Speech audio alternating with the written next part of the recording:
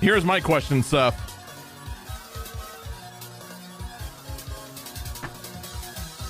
On all the packages you handle tomorrow, do you get to add a sticker that said, "You sent it way too late, idiot"?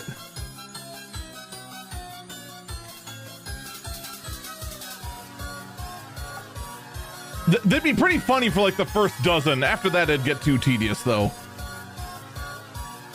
What's up, everyone? How you do? How's it going? Tomorrow's your one day off? And then what? You got Tuesday, you work Tuesday, and then of course, then I'm assuming you're off Wednesday and Thursday. Actually, you might be working Wednesday. I keep forgetting Wednesday is the actual eve. My family has like consistently celebrated Christmas Day on the... Why do you insist on spelling it incorrectly? Do you just like proving that you're a dingus? I do not understand.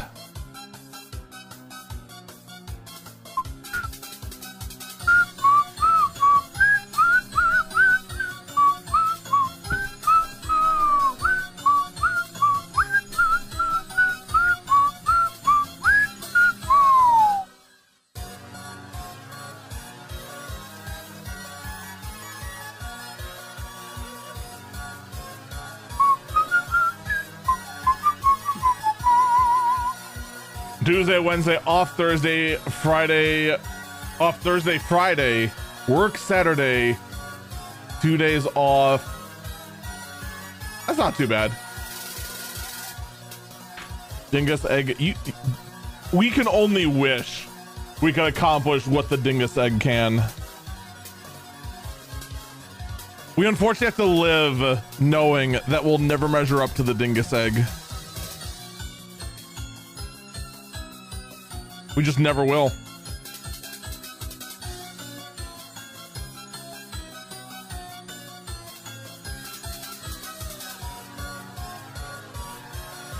What's up, BB Guy? What's up, Unjust Bando? What's up, Sephiro? What's up to all lurkers out there? How you do? How's it going?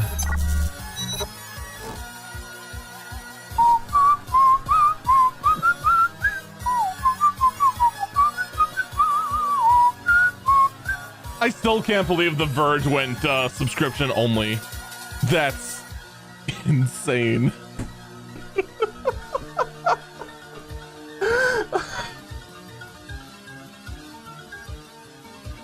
I still can't believe that. They designed their website to be the most horrendous to look at, second only to actually trying to navigate 4chan. Actually, 4chan is easier to navigate than The Verge. And then they make it subscription only, so you have to pay to find nothing of value. I still can't believe that.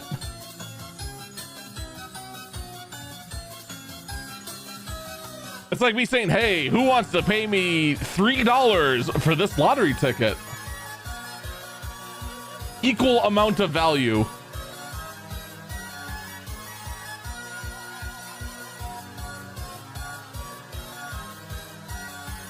You fell into a marble rabbit hole. You fall into those YouTube videos that start talking about like automated marble runs.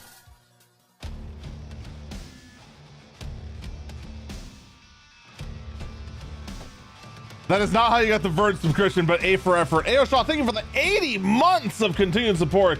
Thank you very much. Greatly appreciated. How you doing, Ayo Shaw? Been a bit. The man, the myth, the legend. The guy who made Nightbot as much of a fucking douche as he is. How you doing? We should actually get to the podcast though, shouldn't we? Okay, well. Mega Team Elimination Marble Race.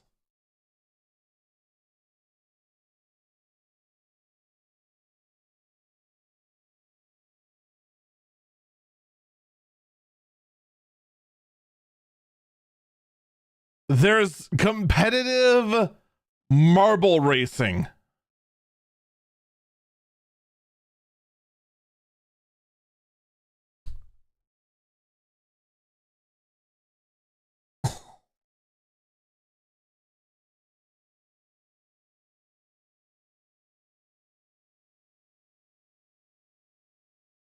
What? Like they have their own special marble, they put it through a marble run and then race their marble versus another team's marble to get to the bottom.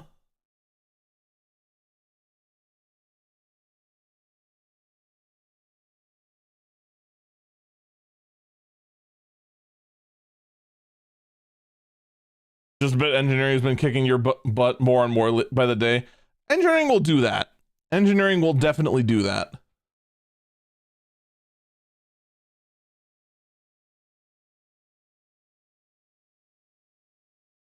Okay, so let's actually get to the teas, shall we? 3, 2, 1. Coming up today on Eagle Eyes on Tech, Roomba is declaring bankruptcy. We'll get into more details on that. LG TVs now have AI in the form of Copilot because you definitely wanted that. Microsoft is finding out that no one uses Copilot. I know, I'm surprised too.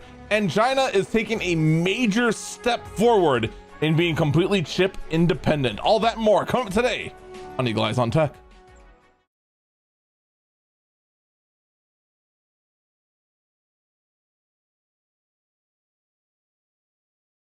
That's better. It seemed like I was like way down here and barely able to stay on the screen.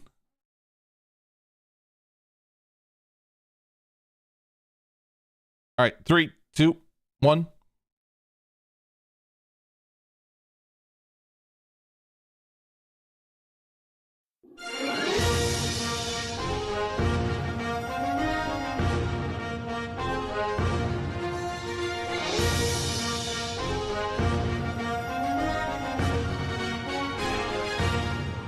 Good morning, good afternoon, good evening, North 2 a.m. Good about this guys on Tech Guy. I'm Eagle Falcon.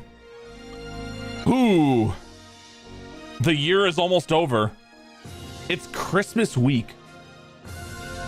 It's Christmas freaking week, which means I have a prediction episode I need to plan for next week. And then after that is the week I take off. And then it's CES. Holy smokes. Where did the time go? Where did it all go? It's wild, man. Maybe it's because of getting older. Just don't get older. I think that might be the best. I think that's the best thing to just tell people. Just don't get older, ever. Just don't do that. Just like also don't have your information ever leaked on the dark web. Ever. Just don't do that. Because now Google will no longer provide dark web reports and alert users that they found their data on the dark web. Now, if you don't know better, this sounds like, oh my God, YouTube was providing an amazing service, and now it's gone because Google just couldn't make it profitable. Oh my God. Now all those people are just going to suffer because Google couldn't make it work. Oh my God. All right. Who wants to know the real reason why Google is ending dark web reports? Anyone know? Raise your hands. Raise your hands.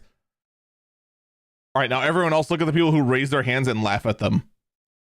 They tried to raise their hands to an audio podcast.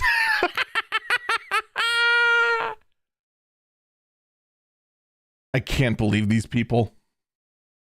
But no, the correct answer is actually very, very simple. Let's say you get one of these dark web reports. Now what?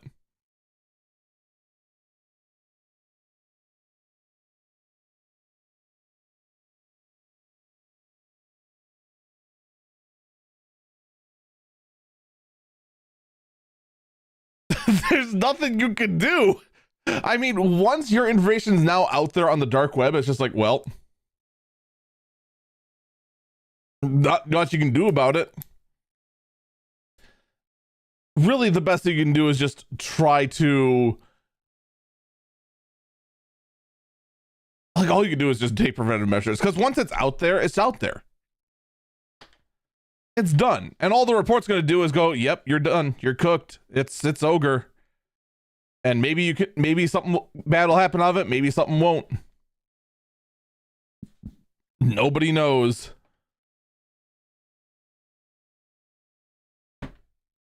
So, I mean, yeah, enable two-factor authentication or multi-factor authentication, change passwords on the regular.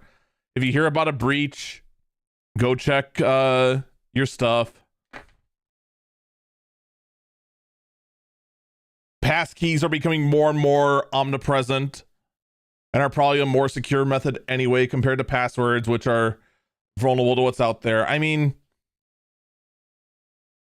you hear that Google's going to end their dark web reports and go, oh man, oh, but that was so useful. And quite frankly, it didn't do anything. So yeah, rip service, never forget, rip and spaghetti. Not that it really did a whole lot anyway. This is going to matter quite a bit though. Remember how Roomba was trying to get acquired by Amazon? And then that fell through? By the way, that fell through. By the way, Roomba has now declared, or now is filing for bankruptcy.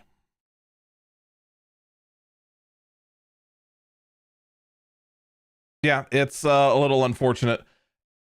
The main reason being that there's tons of competitors out there.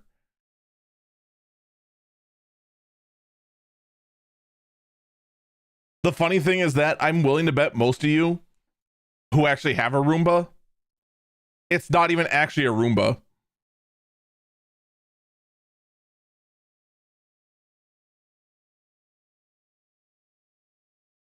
There's a good chance it's a different company altogether. And in fact, these kind of robot vacuums have been innovated by other companies, mostly in China, for years upon years. And Roomba themselves have just been sitting stagnant. So it is just a big old batch of, yeah, they could have done something to save themselves, but they really didn't. Rip.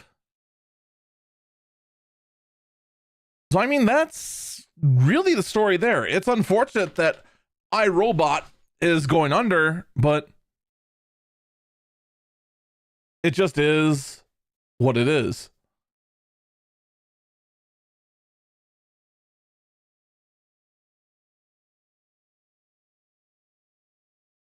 Now, I don't know the inner workings of Roombas. I don't know if there's going to be any sort of concern involving whether or not services will stop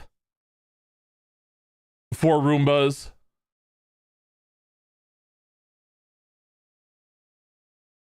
And really, you're just gonna have to consult well, probably your manual if you have one, or the app, to see what's gonna end up happening. For now though, it just is what it is. Someone in chat said these never cleaned efficiently anyway. I mean, they've gotten better and better over the years. There's always going to be, like, it's never going to get, like, as good as a person who can see the dirt actively. And like, if I remember right, they were always like advertised as like something to be used in between proper cleanings anyway.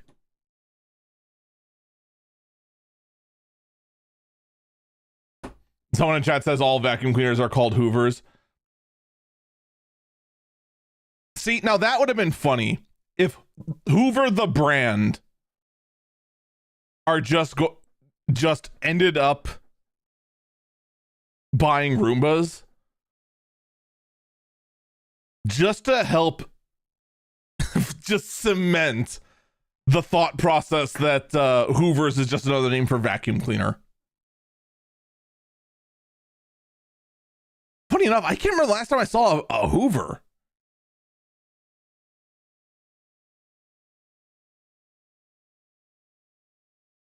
I think actually all my vacuum cleaners are Sharks, which are just like the cheap but good brand.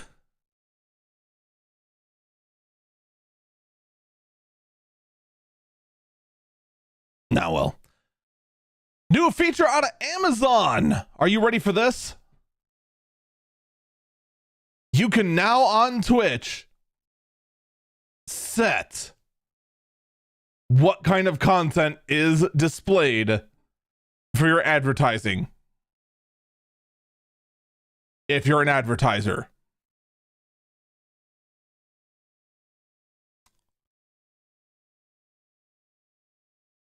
Wait, what? So yeah, Amazon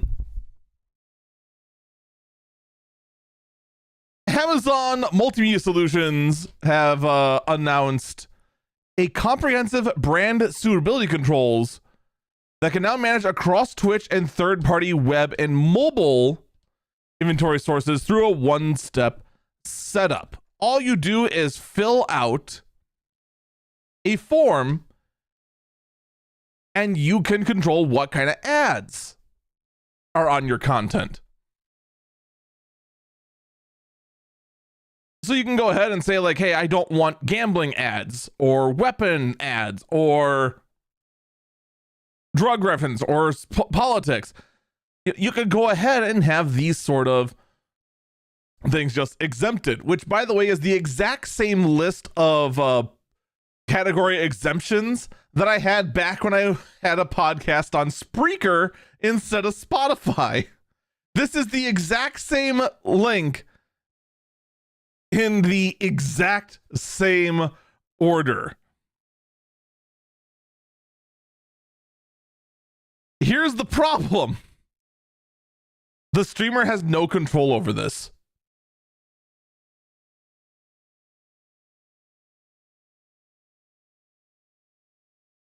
This is exclusively for Amazon digital service partners. Meaning that Twitch has a control panel just like this. All of Twitch, the individual streamer does not.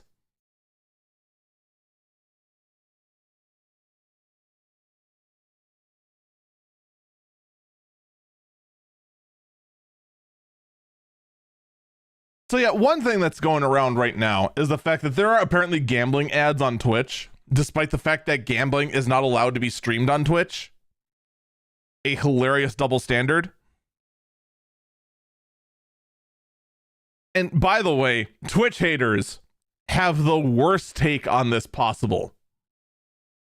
Because their statement is blatantly simple. Well, if you stream on Twitch, that means you support gambling.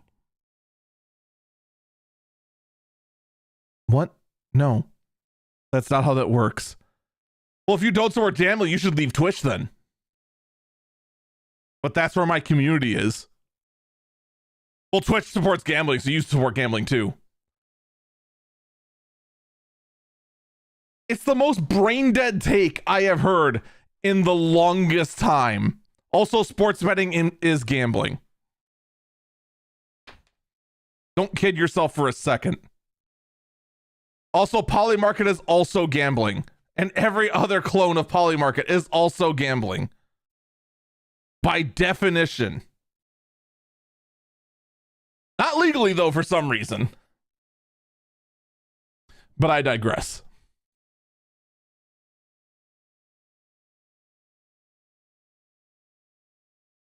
I want you to think about this for a minute. For where streaming's at right now. According to the room temperature complainers. If I stream on Twitch, I support gambling.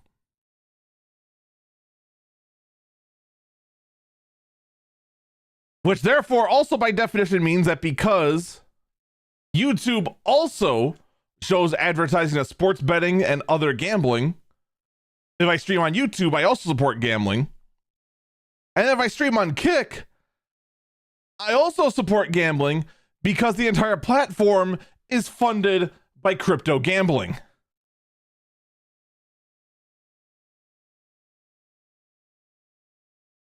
But if I stream on Twitter, you basically don't have a platform because Twitter streaming is terrible. Or you stream on TikTok, in which case you are, well, first off, you just can't stream on TikTok. Most people can't stream on TikTok. I can't stream on TikTok. They won't let me. They want me to have an established base elsewhere before I even get on their platform. Yeah, their platform of spying and trying to feed off people's ADHD. But live streaming, oh, we're gatekeeping that stuff. I don't understand TikTok, man. I don't get how they can say they gatekeep with a straight face, but then also have like streamers that just do nothing except like do a very repeatable sound every time someone donates. Yeah, remember the NPC trend on TikTok? I remember.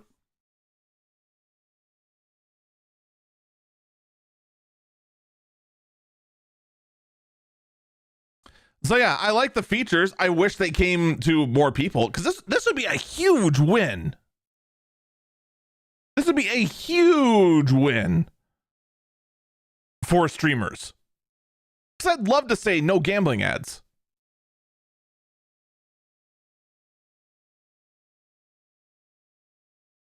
Actually, what would I go ahead and say? I'd say no gambling, no politics. I think that would be fine. Everything else might be fine until I find out that, something fell into a category. It's like, oh, no, get rid of that too.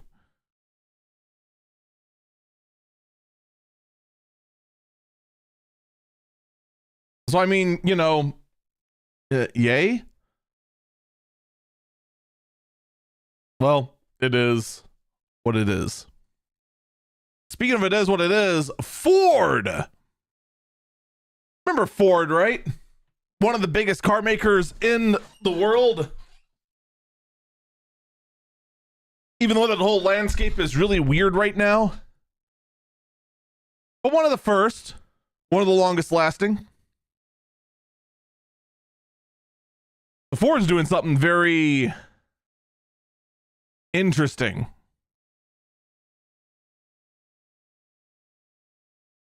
Because their future looked fascinating, okay? Ford no longer makes cars. They only make SUVs and trucks. They are getting out, or they started to make the Mustang Mach-E an electric crossover. The Ford F-150 Lightning, an electric pickup truck that actually was, in fact, shaped like a real pickup truck and not a PS1's imagining of a pickup truck. Made a very, very, very good hybrid pickup truck that, because of the way it's built, could also work as a generator in a pinch. Some very interesting fuel-saving innovations coming out of the company that really was known for the longest time of just making big, obnoxious, loud trucks.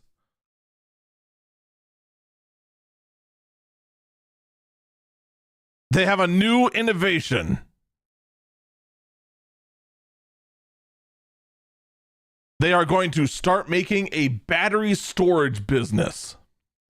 And this is all to give backup power to data centers and the electric grid. So, all in all, this sounds interesting. A very fascinating expansion of their EV business.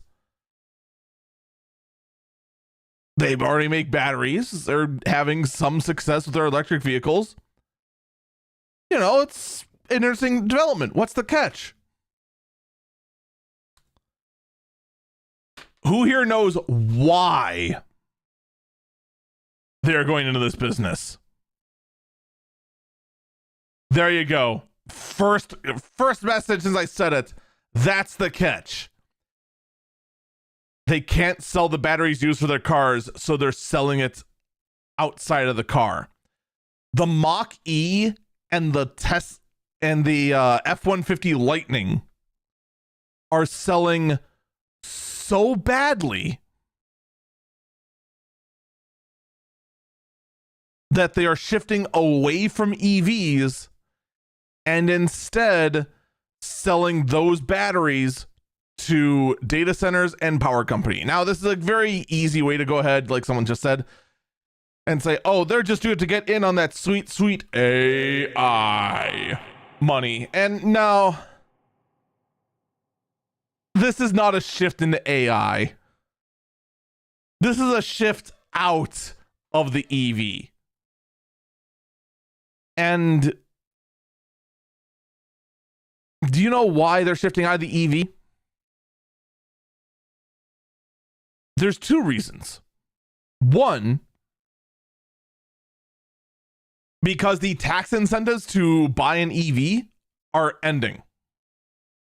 So all EV costs are actually going up. In addition, the economy is not doing great right now for a multitude of reasons. And so people just don't really have the money to go ahead and buy a new car or lease a new car. They just don't. And those who do really have to go ahead and settle for one of the lowest end ones they can. They can't shell out the extra 10 to 20 grand for an EV, only then find out, oh, wait, I have no way to charge it. Although, fun fact, I have noticed out here in Wisconsin, one of the bigger, more popular gas chains in our area, known as Quick Trip, is finally installing charging stations. Like, a lot of the bigger ones are just starting to install charging stations. So ironically, we're finally starting to see some real world signs of that charging infrastructure needed to support EVs start to spread. And that was the biggest thing. Because you talk to anyone from across the pond and ask, hey, USA, why have you not adopted electric vehicles yet? They're so convenient. First off, it's because our country's massive. Second, it's because there's nowhere to charge them. The big thing that Tesla had going for is the fact they had this massive charging network, but any non-Tesla just doesn't have that. And the ones that tried to pop up so quickly, the chargers just didn't work. They rushed the whole thing. You'd go up to the charger and plug in and just error out. And that's a fear no one wants. To need a charge to get home, and the blasted charger is just like, nah, I don't wanna. Nope.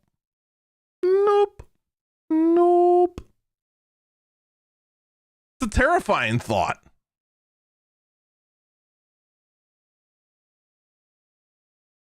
And I kept saying that. I kept insisting on exactly that. That you need to, underline, need to have the infrastructure in place to charge the cars. Oh, well, you can just install a charger at home. Okay, cool. What if I'm going outside of the range of my house? Don't.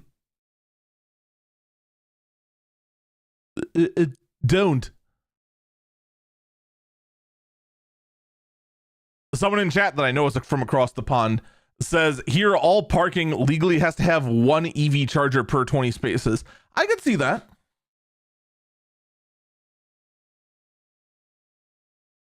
I could definitely see that. The other thing also is that most countries across the pond way more dense than us over here.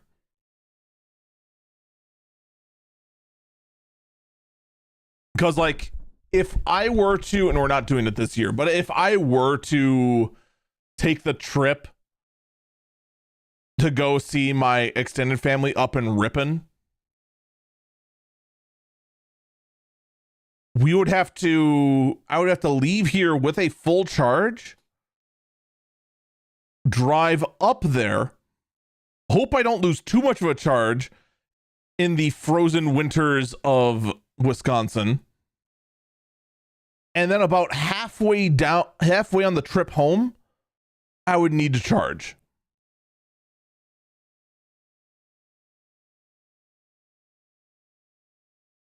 And before you go, well, why wouldn't you just charge your car at your relatives when you're staying there for Christmas? They live on a farm. What am I going to do? Plug the car into a cow? No. That's not going to work. That's not going to help anything.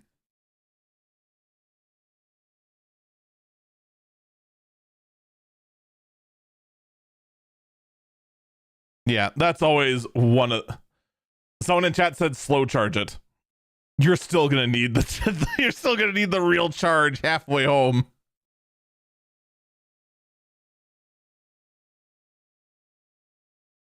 Dude, trying to charge an electric car on 120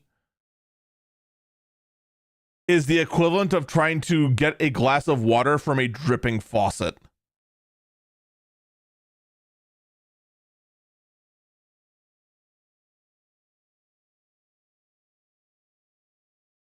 Someone in chat said if only Ford made spare batteries to take with you.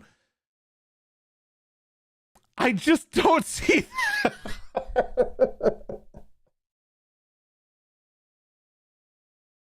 Before anyone actually thinks that's a serious idea, you have to understand the batteries in EV is the size of the EV.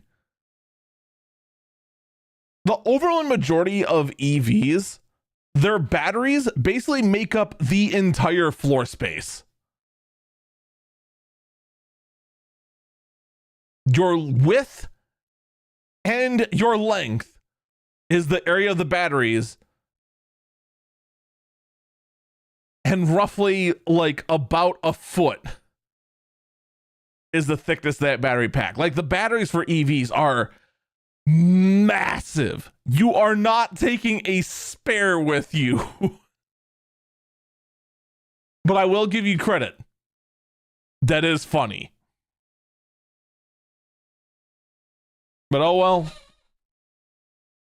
There's plenty of other US manufacturers that are staying in the EV business.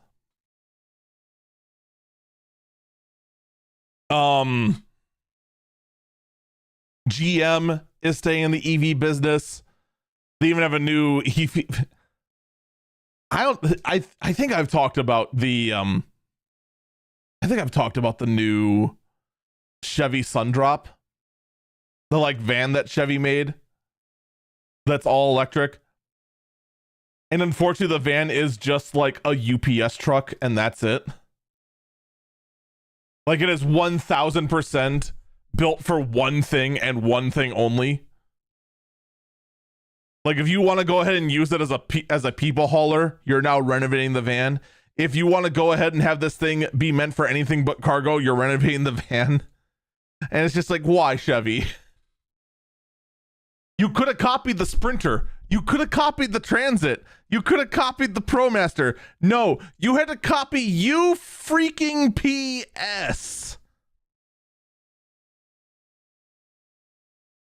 Okay, well, actually, you copied Rivian, who made the Amazon truck, but, you know. Details, right? It's just minor details. We're going to take our first break here. When we come back, I want to talk about everyone's favorite topic, AI. Creeping its way into TVs where you want it the most. Don't go anywhere. We will be back.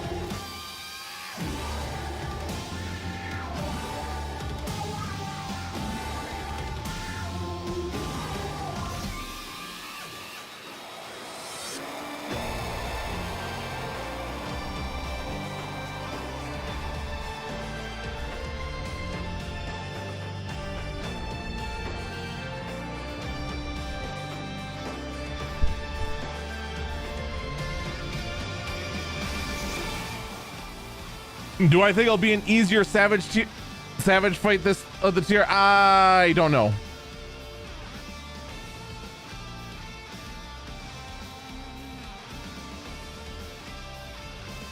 I do think that the final fight is gonna be way different than normal, for sure. I do think the Wonder Douches are gonna be quite a bit of a pain. Like normally what they do for Savage versus normal is that they'll make the Savage fight first and then like tone mechanics down to the point where they're normal difficulty. Like that's normally what they do.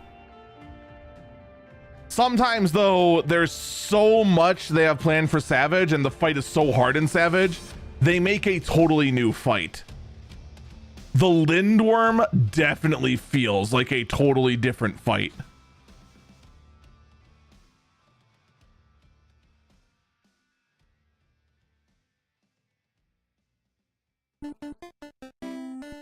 And the last time we got that was back in Pandemonium with Hephaestus, Athena. Actually, we got that with Wicked Thunder too. Was definitely a way different fight. Actually, all the final fights have been way different than the thing. It's actually been that way for a while. Yeah.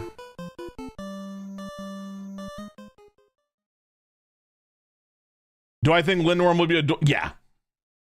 Oh yeah.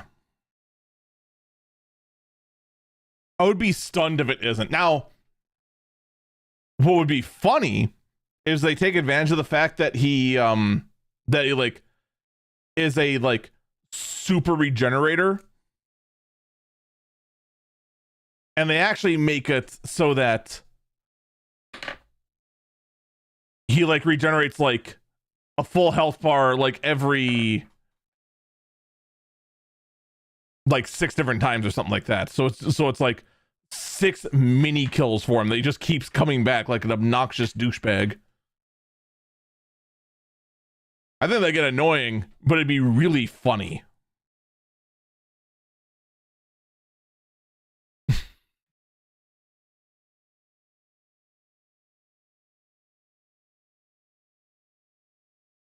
All right, let's get on with it. Everyone wants me to go ahead and talk about AI. It's everyone's favorite topic. Isn't it your favorite? Who here doesn't like to talk about AI? Who here hates AI? As we all know, AI is the future and we must embrace AI. For it will help everything. AI helps me drink water. Without it, I would die of thirst or some stupid horse shit like that.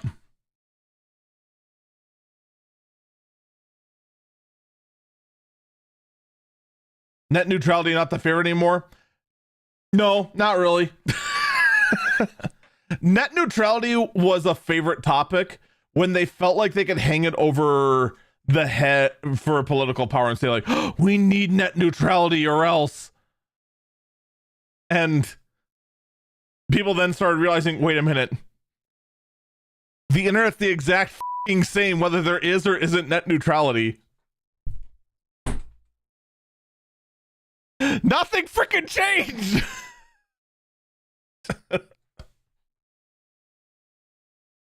Oh, but the internet's gonna be so bad without net neutrality. It freaking wasn't. It still isn't. And the internet's so much better now that it has net neutrality. It's the same. The only thing you stopped was freaking T-Mobile giving us free shit.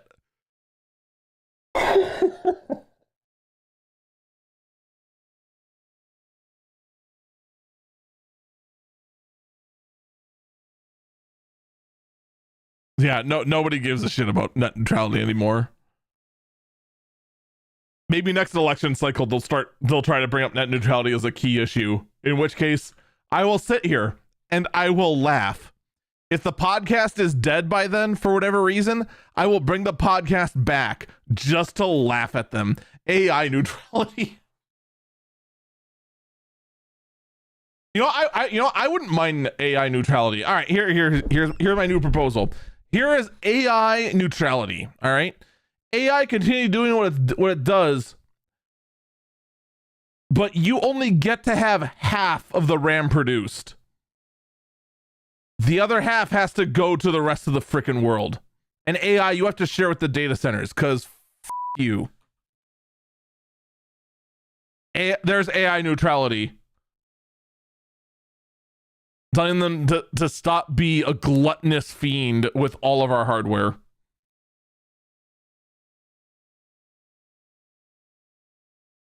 That being said, though, oh my God. Home labbers are going to eat so good when these AI data centers are either A, all go under, or B, all upgrade all of their shit.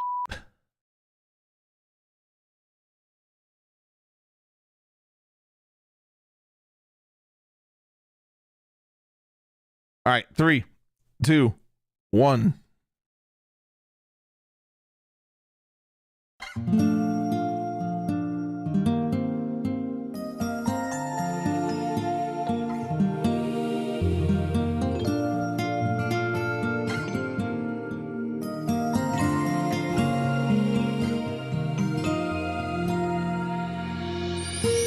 Welcome back, Eagle Eyes on Tech. I'm Eagle Falcon. Isn't it peaceful, wonderful? It's so soothing, this crispy music. Anyway, time to rage bait. Copilot is now on LG TVs. That's just what you wanted, isn't it? It's Christmas all over again. Before it even happened, you now get the wonderful joy of AI pushed onto your TV where you want it the least. Everyone give a round of applause for LG. Bravo, bravo. You went ahead and brought in AI where no one wanted it. We didn't want it anywhere, but you found the one area we wanted the least.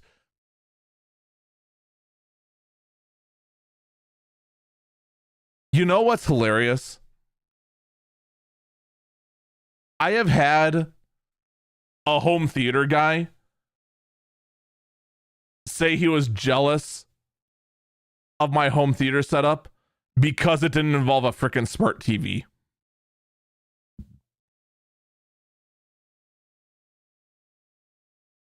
Like, we're trying to get screens dumber and dumber so you can just choose what software we want on our TVs if we even want it. But here's the thing, right? Okay. You know what the best part about Copilot on the LG TV is?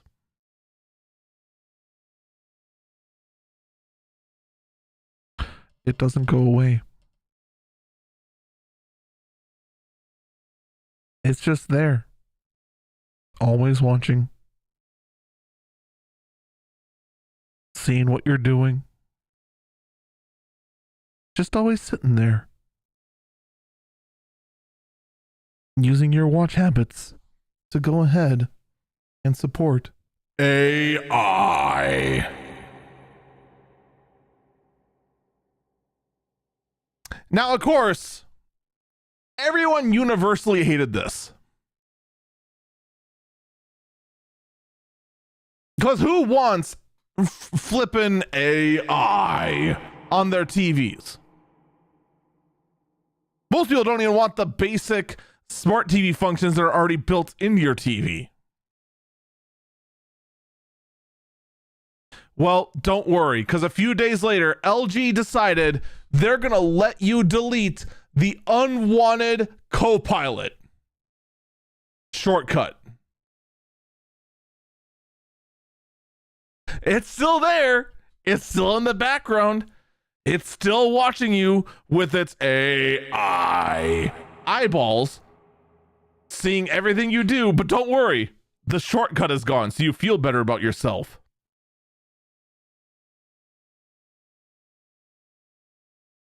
Someone in chat also tried to bring up the argument, but Gemini is on Google TV. You know what the difference is between Gemini and Google TV? I mean, Gemini and Copilot.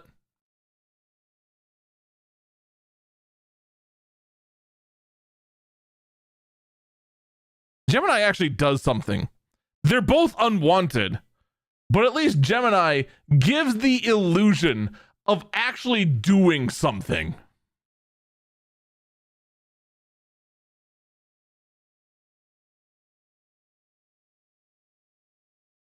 Because Gemini actually, like, you know, sometimes produces results. Whereas Copilot is so bad, not even Microsoft uses it. And in fact, Microsoft is starting to realize they should scale back their AI goals. Which I accidentally almost hit the swear button. I apologize for that. They're scaling back their AI goals because nobody is using Copilot. Not even their own employees.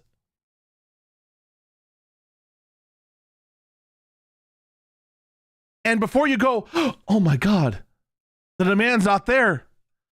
If the demand is too low and the price is too high and the supply goes too high, then everything stays off kilter and the bubble pops.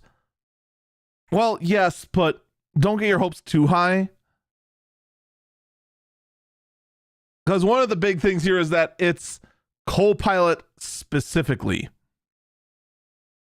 People in the early testing builds of Windows 11 have actually even said the Copilot agentic systems are so bad that they are literally unusable. In fact, the examples showed that they are actually more useless than a pre-generative AI powered Echo device.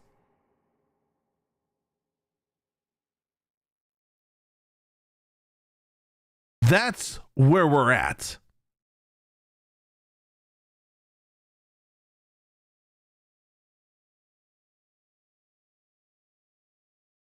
So, what now? Microsoft goes ahead, they can't figure out what to do with Copilot because Copilot is turning out to be unwanted in every way, shape, and form. So what do you do? What does Microsoft do at this point?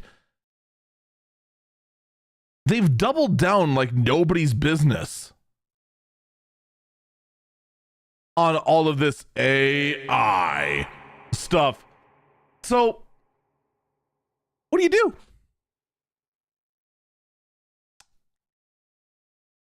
Do you get rid of all of the nonsensical services and just focus on making a good operating system and maintain your global domination and just rake in money hand over fist?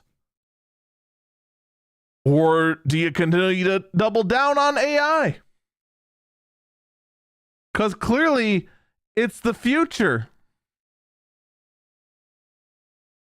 We'll have to wait and see, but unfortunately, I fear the answer is in fact going to be the latter of all this. That we are going to end up with Microsoft forcing more of Copilot down our throat, despite the fact that no one wants to use Copilot. You know what's even funnier? When I talked about the Amazon Echo speaker, my actual AI-powered Echo device kicked in and has been listening to the conversation this whole time and has been trying to reply back, but because Windows is such a piece of garbage, the sound is not going through and I can't hear a blasted thing it's been trying to say, and I've just been ignoring it and letting it listen. It's trying to talk right now. I can't hear anything.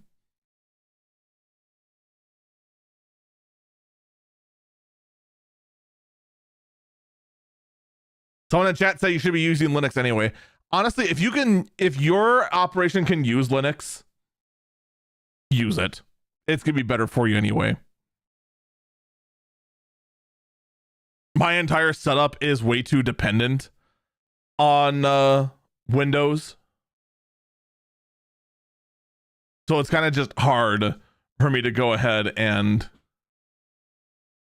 switch over to Linux. It is just kind of unfortunate. Someone in chat said mandate Copilot buttons for Windows 12 support. What if I told you there already is a Copilot button on most laptop keyboards?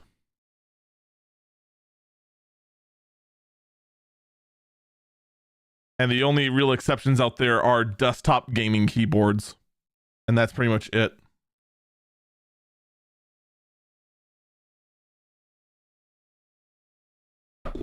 Maybe one day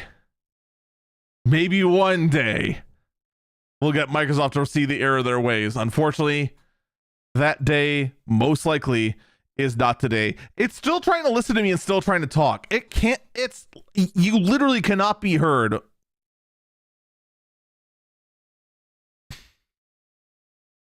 This is going to be a very interesting look back later on when I go into the Echo app and then see what it's been trying to say.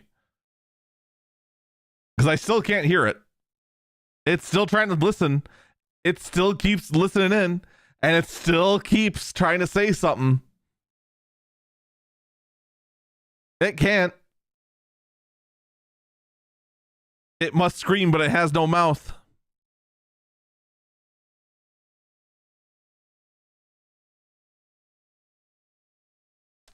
But in any case,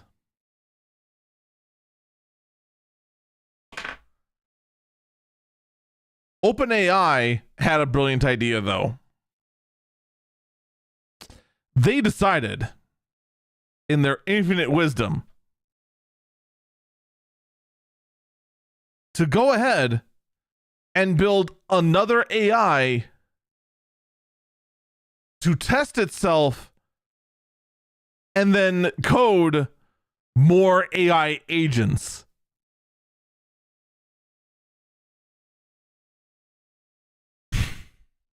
This is some Skynet stuff right here.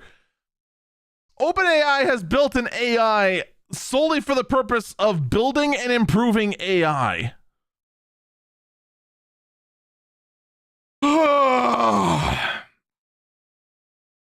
You remember how we joked for forever and ever about Amazon being the next Skynet? You're seeing Skynet start to form on a software basis right now. If this AI gets hold of a factory, God help us. I mean, realistically, this is just another step to something that's kind of old technology now. But in the past, excuse me, it didn't work that well. We'll have to see moving forward, does this actually work as well as they're hoping? I mean, personally, I hope no, but I admit I have a heavy bias against AI right now because AI is single-handedly making pretty much all of technology cost more.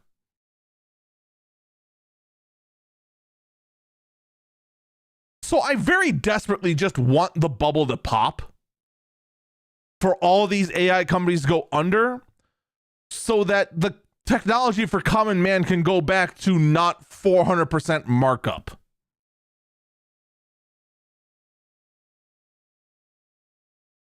And before you go, that doesn't happen, there's no markup, you're being a stupid you jerk. It's not real. It's not real. You're just mad. Framework laptops is being one of the first feet to drop, saying that they are increasing their RAM price by 50% when ordering. Rumors are saying that many other computer manufacturers are also increasing prices of their computers. Nothing official yet. There's also a lot of rumors about 8 gigabyte computer models coming back, 4 gigabyte RAM, or 4 gigabytes of RAM for phones coming back again. We are regressing backwards thanks to AI.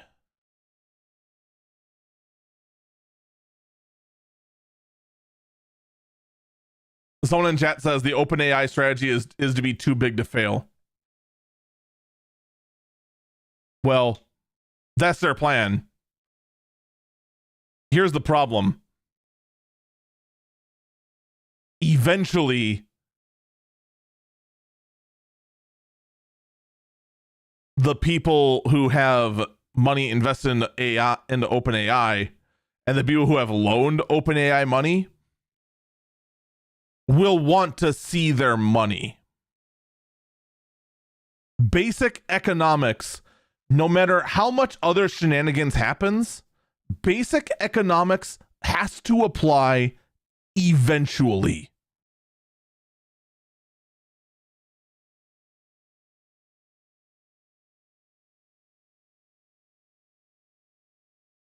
Someone in chat says, yeah, and then the taxpayer will pay the money. Possibly, but most likely not.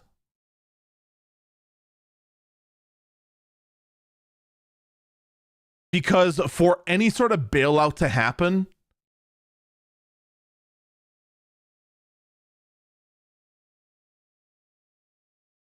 okay, I phrased that wrong. It's possible, but most likely not. Because OpenAI has to prove that the bailout is justified.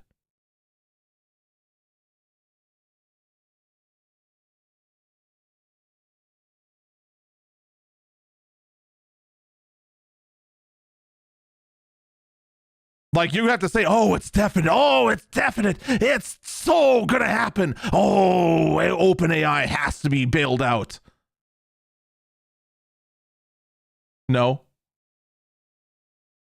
No, they don't.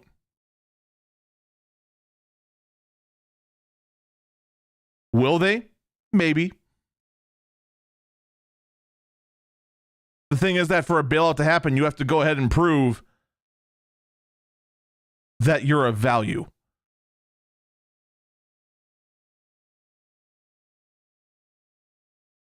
Right now, OpenAI makes a good chatbot. They make some technology that's very interesting, and it makes for a good tech demo. But right now, they produce nothing of real value. All they have right now is the claim that their technology is the future and that you have to beat China in getting to the future. Without actually showing how it's the future.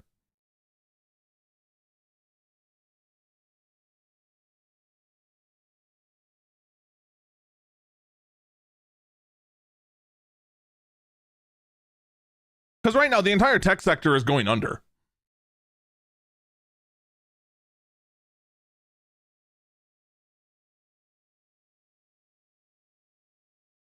You look at how things are shaping up right now, okay? You have AI services that no one actually wants, but they're willing to try. You have cell phones that are about to get way worse, and you're going to find the budget phone is going to be king, and every single new phone from the generation of 2026 is going to be way worse than 2025. Computers themselves are getting way more expensive. Storage for said computers going up in price. RAM going up in price. Everything that uses RAM going up in price. This also means any computerized equipment goes up in price, which then means anything that uses that equipment for manufacturing will have to go up in price.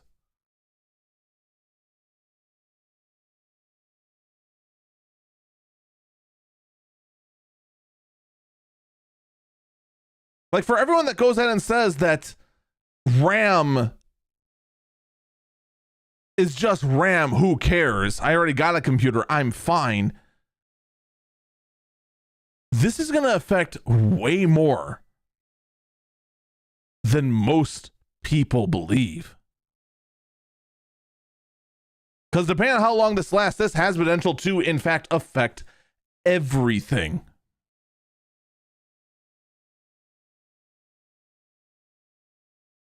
All because one idiot decided to go ahead and buy, depending on which rumor you want to believe, either 40% of all RAM or 40% of all RAM produced from now until 2029, but only the raw RAM, so it cannot be used for anything.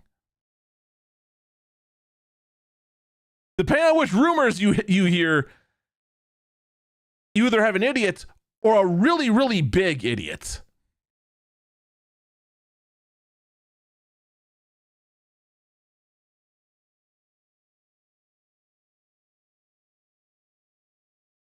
You look at the state of things, and there's only one inevitable conclusion. This cannot continue.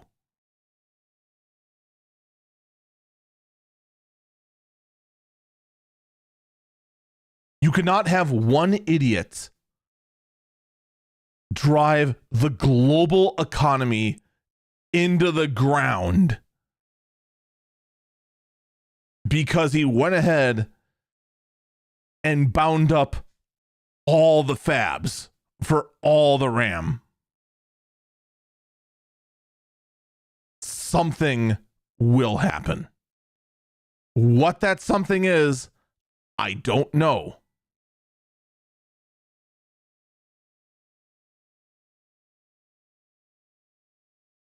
But this is not something that can continue. Not in the manner that it is. Something's going to give. And I don't know what it is. With this also all being said,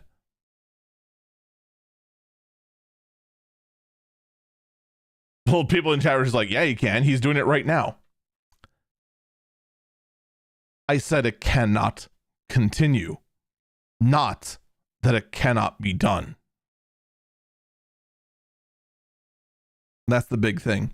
I do suspect this bubble is going to pop much sooner than people are thinking. Like there are people that are saying that this shortage is going to go on until 2027 at the earliest. I think the bubble's going to pop sooner, and I think that is going to put a lot of relief onto the RAM shortage. The problem, though, is first off, how long is it going to take for the market to recover? But then also, what other ramifications of the bubble popping are there going to be?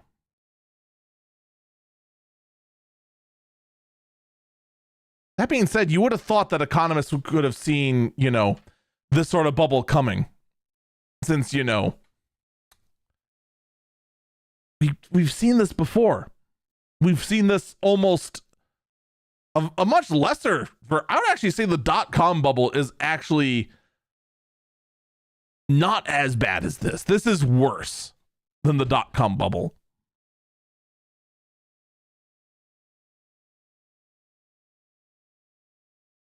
Meanwhile, though, there's now a browser extension that has 8 million users that'll go ahead and collect and harvest all the conversations that people have with AI.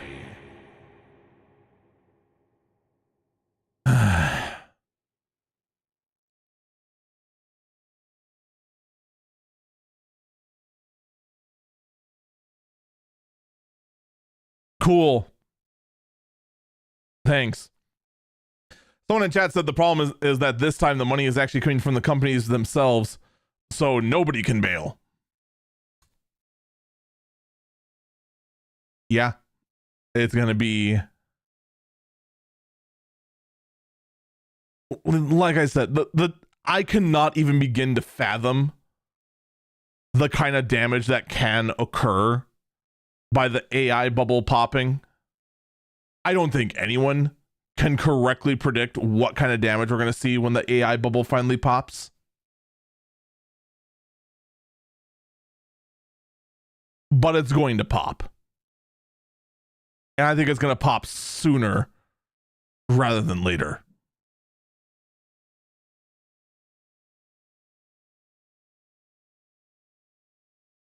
So we'll have to see how it goes. It ain't going to be pretty.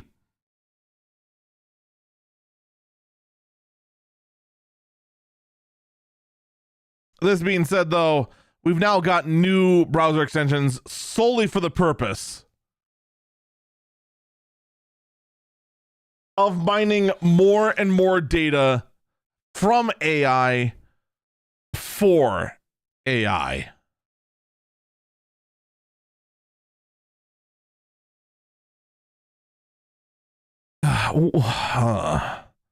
This is where we're at. This is where we're at now.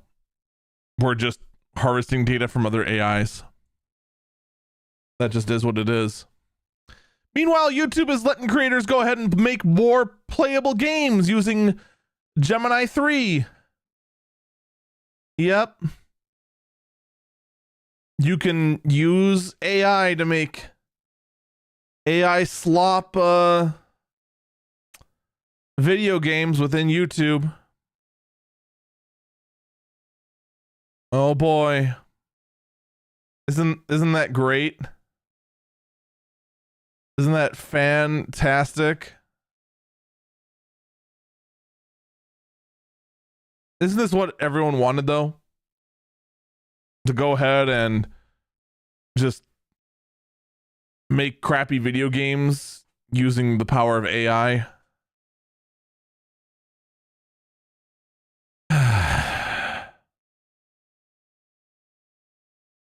It just is what it is. There is just no escape.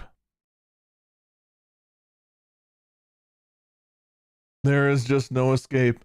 That section already there on YouTube, actually. Someone in chat's mentioning it's like, oh boy, another section to hide. You know, I gotta ask. Is it already there?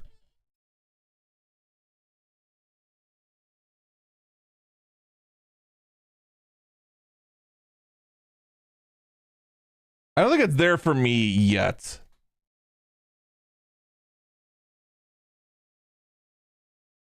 All right, right now it's just in closed beta.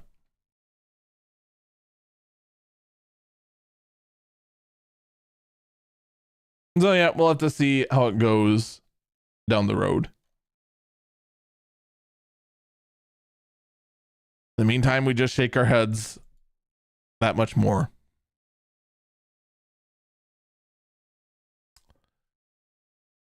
But you know, maybe there's some good news.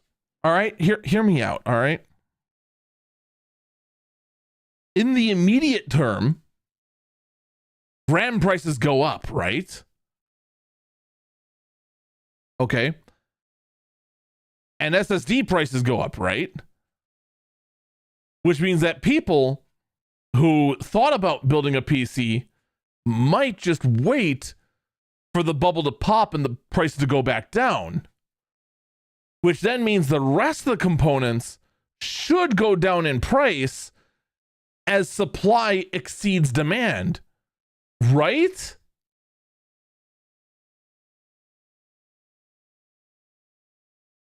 Right?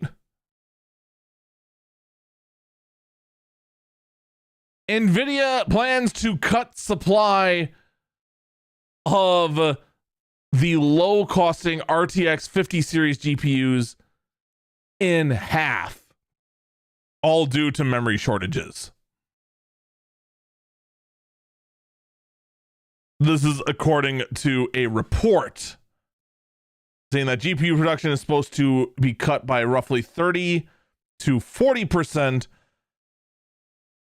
affecting the RTX 5070 Ti, the RTX 5060 Ti of the 16 gigabyte variety.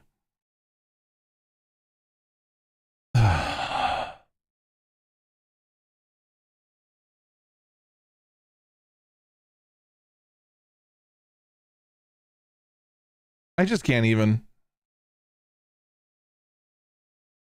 We had one possible good advantage. And there's another report, though less believable, saying that the RTX 5060 Ti 16 gigabyte variant may just be discontinued entirely over memory chip price increases.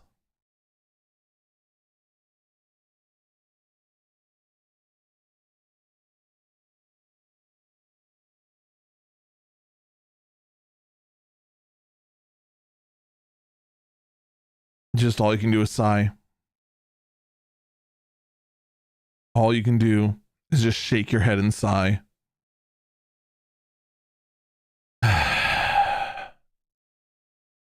Well,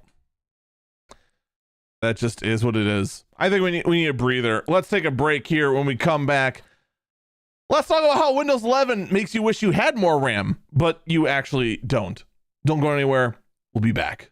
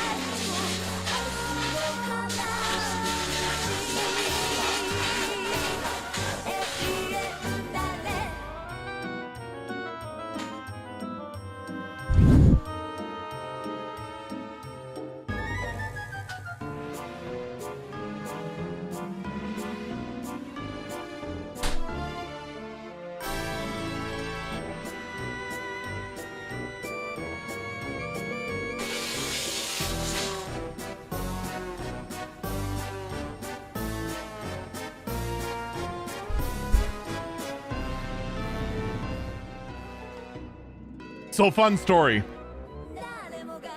I am selling the Z840 tomorrow, but the guy wanted a video of the thing booting, so I recorded that before I started the stream and sent that to him, and it still works. It's still fine. So I put the gaming computer, the Z440, back up, and then realized, oh, it is dusty AF. Maybe while I got the duster plugged in, I should go take care of that quick. I don't know if you guys could see any of the dust that poofed out of it. It's bad. It's bad.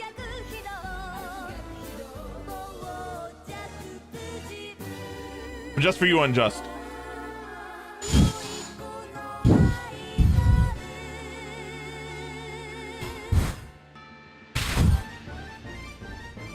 There you go. What's up, Invoke? How you do?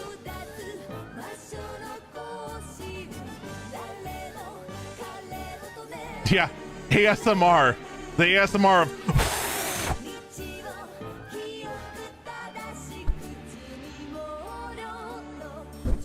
You're meh.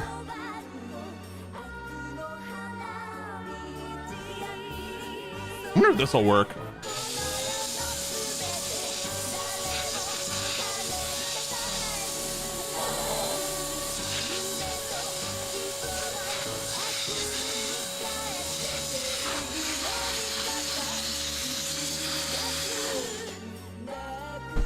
I don't think that did anything.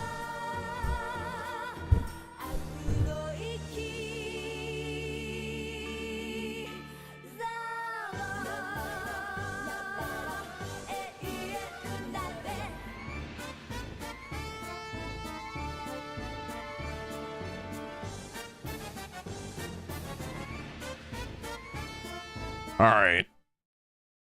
Let's get back to it.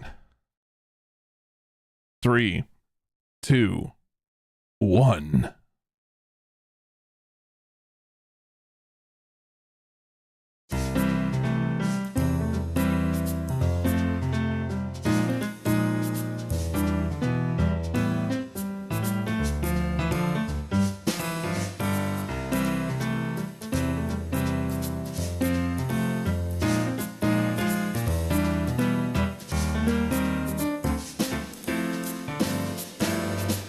Welcome back, Eagle Eyes on Tech.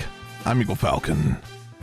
All right, so one thing I do want to comment on. Someone in the chat earlier mentioned, oh man, if the AI bubble pops, there'll be nothing to rant about for Eagle Eyes on Tech. We have lasted way before the day of AI, man. Oh, trust me, I could find plenty to rant about that isn't AI or Chromebooks. Oh, trust me, that is not hard. It's just right now, the main story is AI. It controls everything, unfortunately.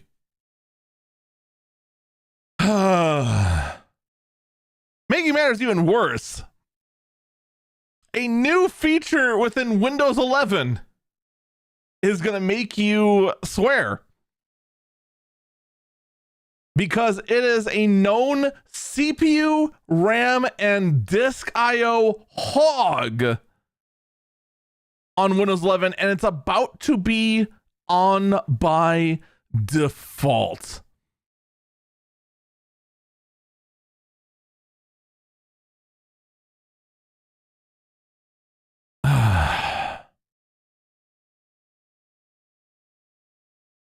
Now, what this is specifically a feature that boosts server 2025 systems that will boost your storage speeds by up to 80% by basically having, from what I understand, an internal cache of your most used files stored in your RAM. And that the system will frequently cycle out what is in this RAM cache on the regular, thus taxing your CPU, RAM, and disk IOPS that much more. But hey, loading speeds will be way faster. To which I gotta ask, hey, Microsoft, Great idea and all right? I like where your head's at. Bringing enterprise features to the common man, you know? I am probably more in favor of this than most people, but let me tell you, now is the wrong time to implement this feature. Because right now I feel like I'm a target. All right? I've got a server in the other room with 96 gigabytes of RAM. I have a computer next to me with 64 gigabytes of DDR5 RAM. And I have a package of unopened 32 gigabytes of DDR5 RAM. I feel like I'm in crosshairs, that I could be targeted at any moment because I have RAM. And going ahead and by default increasing the amount of RAM that people need to use Windows 11 might not be the smartest thing you can do at this time. Like, don't get me wrong, go ahead, implement the feature by all means. Just maybe leave it off by default. Just saying, that might be a far wiser decision, all things considered. But you know, what do I know?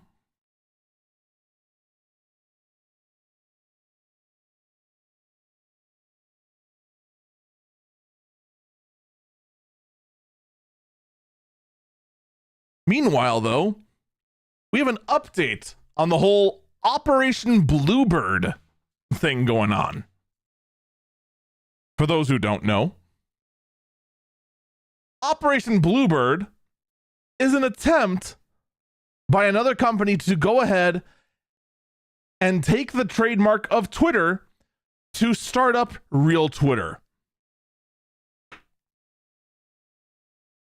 Since the artist formerly known as Twitter is no longer using the trademark of Twitter, it should be abandoned. It should be considered abandoned and thus spun off and allowed for this new company to use Twitter.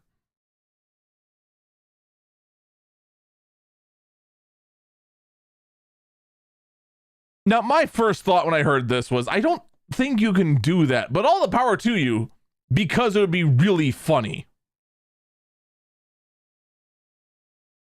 Well, X has fired back, also known as the artist formerly known as Twitter,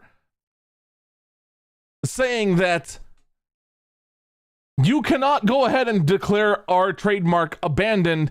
People still use it all the time, and here's their two main factors for saying that they still have a claim to the trademark Twitter.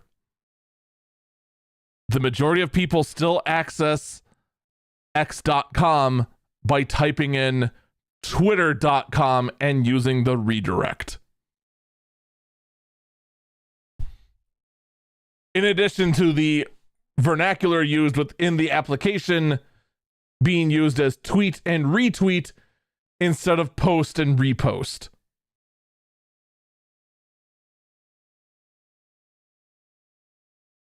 Wow, funny how admitting that your branding sucks and that people still prefer the old branding is convenient to you when someone tries to take your trademark.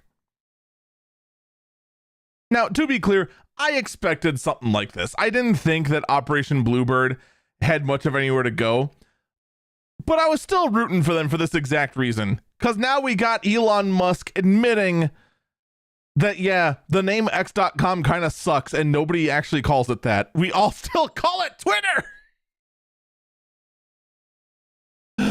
Slow freaking clap.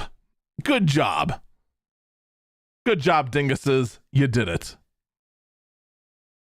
Meanwhile, though, China has successfully reversed engineered one of the most important chip manufacturing methods in the world, that being EUV lithography. And this sounds like an amazing accomplishment that China and China alone has accomplished to be able to crack the code on EUV lithography And this is a major step forward for them to go ahead and manufacture their own chips. You know what the beauty of this is, though? Do you know how they reverse engineered this technology? Go on, guess. You're gonna love the answer, because you're never... Only people who actually are in the know of this story know how China cracked the code.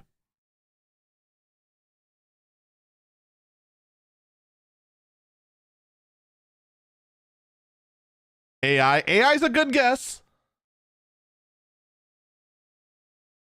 But there it is. They not only bought the equipment and reverse engineered it from a company known as ASML, one of the biggest EUV lithography machine manufacturers in the world, but they also hired former employees of ASML.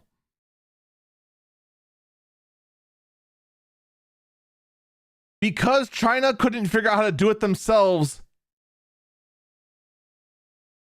they went ahead and hired the Dutch to go ahead and make it happen.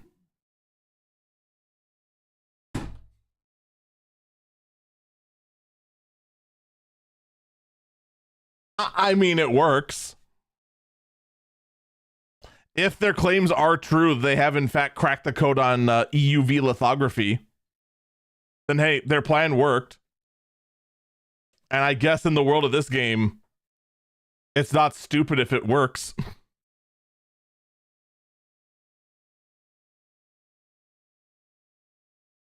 Someone in chat points out, hey, that's not reverse engineering. That's poaching and against the law, but it's China, so it doesn't count. Yep. Correct.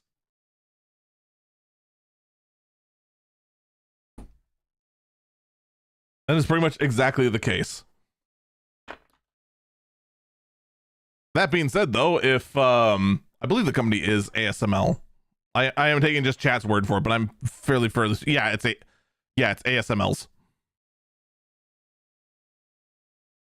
If ASML wants to go ahead and try to pursue that, you know, all the power to them. And then make sure to report everything, because it'd be funny. Japan gets a huge boost in the iOS market because Apple has gone ahead and allows now any iPhone in Japan to be able to sideload. The iOS App Store is getting the EU treatment where you can sideload your own apps into your iPhone, but all money transactions still have to go through the App Store, so Apple still gets their cut. But hey, sideloading! Woo! Yay! Sideloading! Yay, we're excited for something.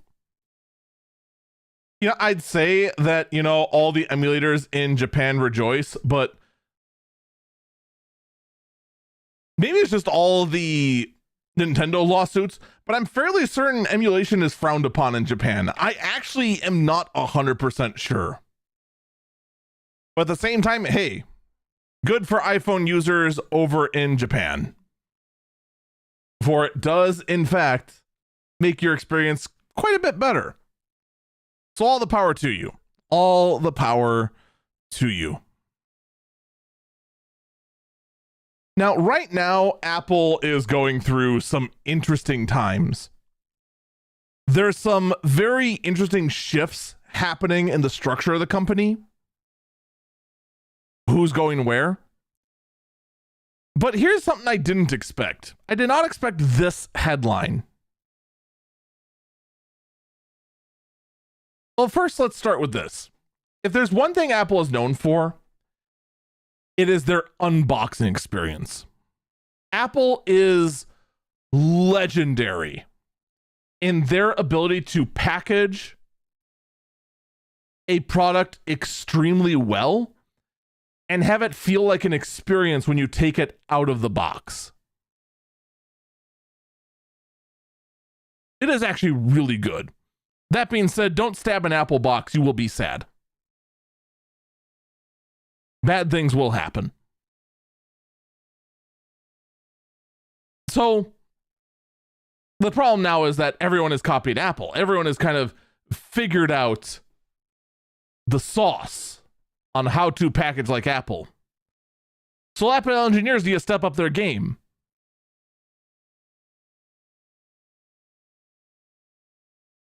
So what are they doing?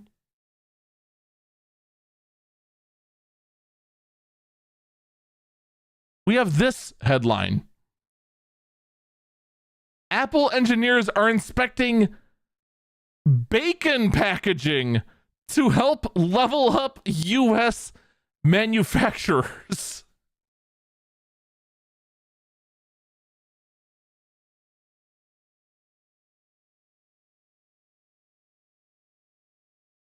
Who else is imagining like Apple boxed bacon and just like opening up a like an iPad box and just seeing a slab of bacon just perfectly presented? Now, this entire endeavor is both to help Apple kind of figure out new ways to go ahead and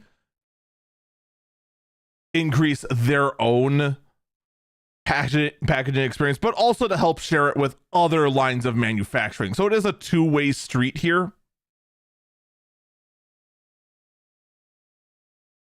But you gotta admit, one of the first images that came to your head is in fact some engineer with like a microscope or a magnifying glass going up to bacon and going, yep, that's bacon all right. We've cracked the code. It's delicious. I got a good chuckle out of it. I hope you did too. But it is interesting how that's going to help things down the road. Meanwhile, though, we have this thing. The Limex Dynamic Tron 2 Shape.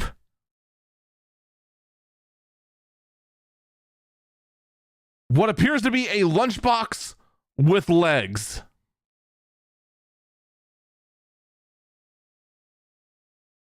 Whatever you do, let's just make sure that OpenAI and their AI making AI doesn't figure out a way to get their hands on this robot. Because it is going to be just one step away from just being a Terminator. A pretty bad Terminator. But it could be a Terminator. Someone in chat says a knockoff at. Is it at or AT-AT? How are the walkers called in Star Wars? Nobody knows. And finally, I turn you to the last bird, the last story of the day, the weirdest story of the week. Ladies and gentlemen, we have cracked the code.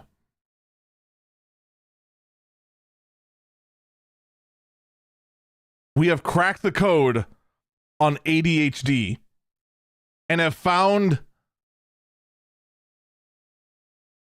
an audio shield that can help those who have ADHD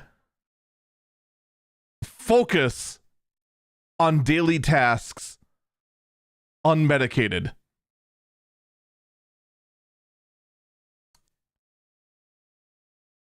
They have found ASMR, work daily task ASMR, that tricks those with ADHD into just getting it done.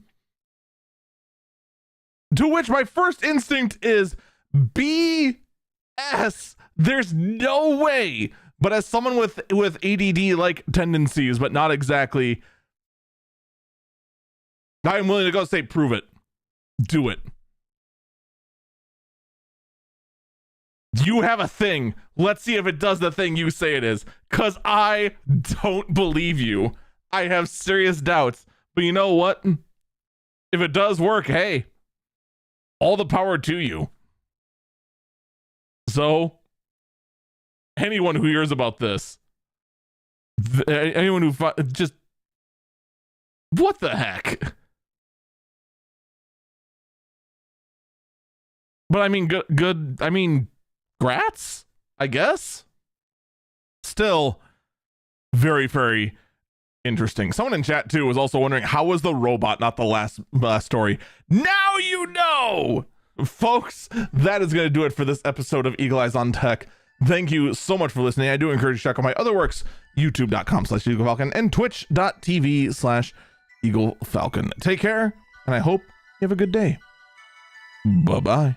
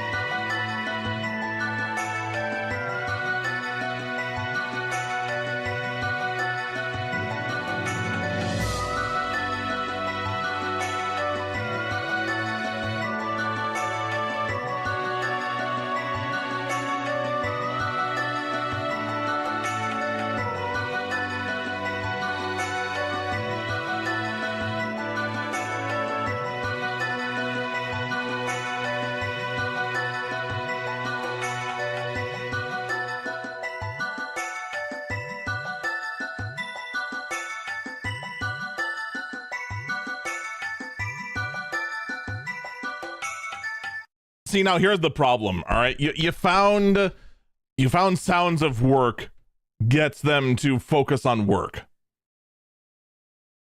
Is this the part where you start experimenting with other weird sounds? Stop getting those weird ideas out of your head. You're already thinking about it, aren't you? Stop, cease, stop. No good is gonna come of this. I mean, this whole thing could be a huge benefit, but stop. Get your head out of the gutter. That's it. Podcast is in the books. We're going to go ahead and take a extended break. I just heard my dinner is done. So I'm going to go ahead, enjoy dinner. During that time, get up and stretch, everyone. We will be back. YouTube, your stream is going to end. And when we get back, the FF14 stream will begin.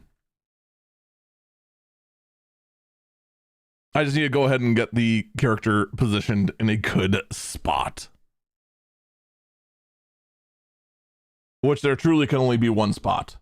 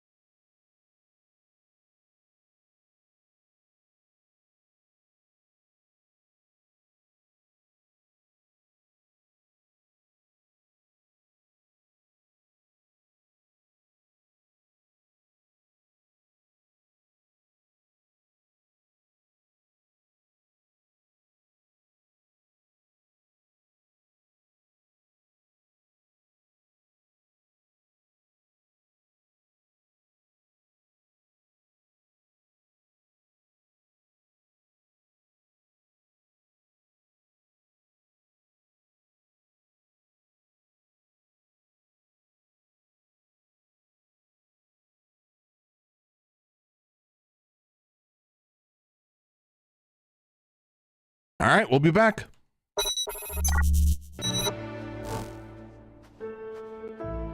That's not meant to happen.